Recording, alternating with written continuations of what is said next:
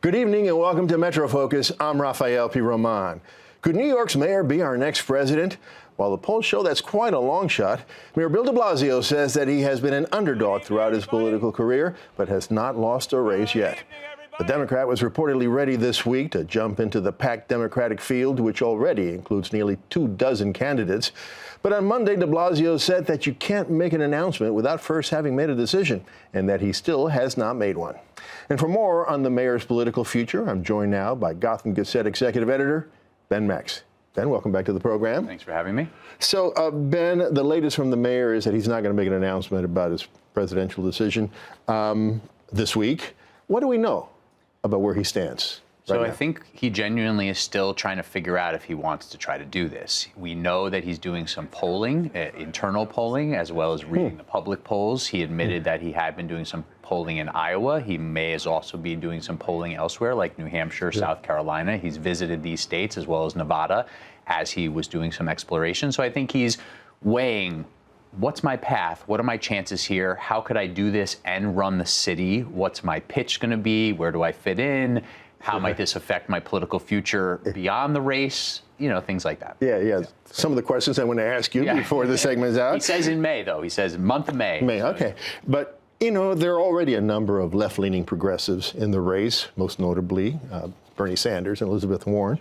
So what would be the rationale for his entering the race if he decides to? Well, I think the mayor's pitch, which he's given little, sort of nibblings on already, even though he's saying, I'm not a declared candidate, so I'm not ready to talk about that yet. But it would be this blend of mixing executive experience and the progressive policy vision. He would talk about actually having implemented certain things that many others in the race can only really talk about because they've been in the minority in the U.S. Senate, for example. So he would try to really pitch his executive experience as mayor of the biggest city of the country and his progressive policy vision. So what are some of the concrete successes, achievements that he would likely tout? So clearly, universal pre-kindergarten, I think that's widely assessed as his main and clear achievement. It was his #1 campaign promise in 2013 when he was running, and he's largely delivered on that.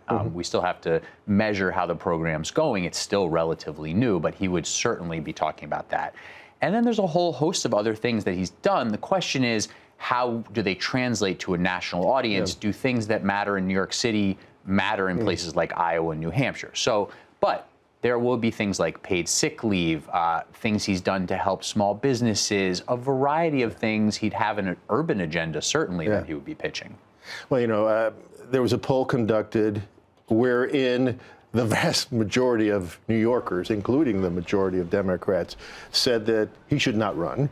And there was one poll where he is the only potential candidate, underwater, where he is, favorability ratings, more people dislike him than like him by 6 points. How does he overcome that?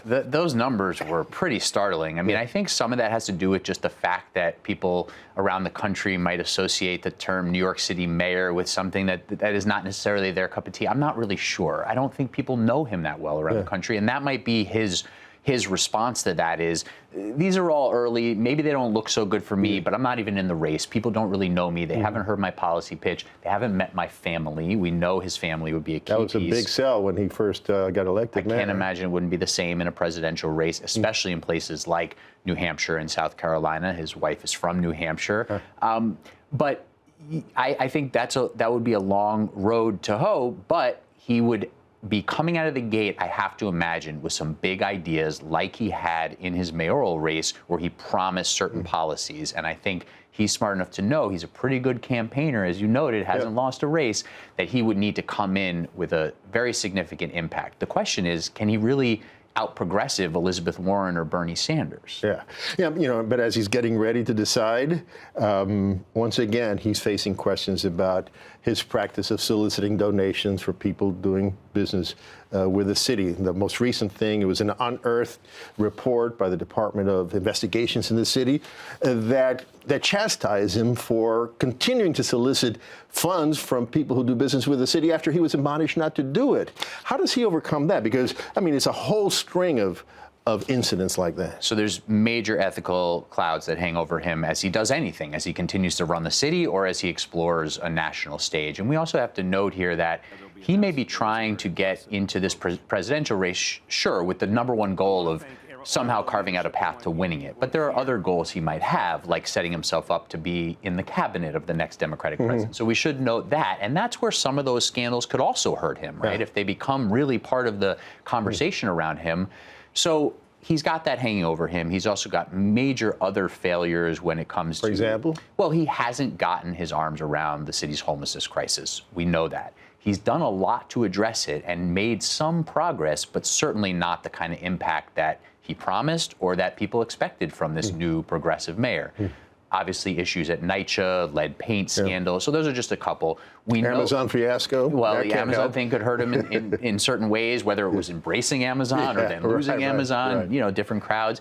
And then certainly, you know, he doesn't run the MTA in the subways, but the fact that they were in such crisis and he's the mayor and he didn't really seem to take much notice of it for a while or even ownership would hurt him. One of the big questions, though, is does any of that actually follow him on the road? Do voters in Iowa, New Hampshire, South Carolina, Nevada, do they care that he's raised some money with people with business before the city? Probably not. Do they care that homelessness is still a crisis in New York City? I don't know. They'd probably be more interested in what are his ideas that would affect their daily lives. And that's where he would have to really sell himself. One of the other issues is not only on that policy front, but on the personality front. Bill de Blasio is not really a magnetic speaker. He's not really a magnetic candidate. Now, he can come in with a good pitch, as we saw in 2013, especially bringing his family along. But can he really make a splash in this field, given some of the other personalities that are out there? Although he doesn't like the comparison, there is a lot of similarities between Mayor de Blasio's attitude towards the press as, you know, President Trump. They both think that the press is their enemy, is against them. And according to New York Magazine, he may be running in order to be able to get his story about his accomplishments in New York without the filter of the New York press. Could this be something? I think there might be something to that. I mean, I think he does run into the challenge that so much of the national press is based in New York City, so he has some issues there, whether it's, you know, some of the major cable networks that how they portray him. But sure, I mean, he has always enjoyed being on the national stage. He's enjoyed traveling around the country, talking about his perceived accomplishments or his actual accomplishments. And I think this would give him a chance to do so, and he'd probably get some favorable press, especially if he's coming out of the gate with some big ideas about what to do.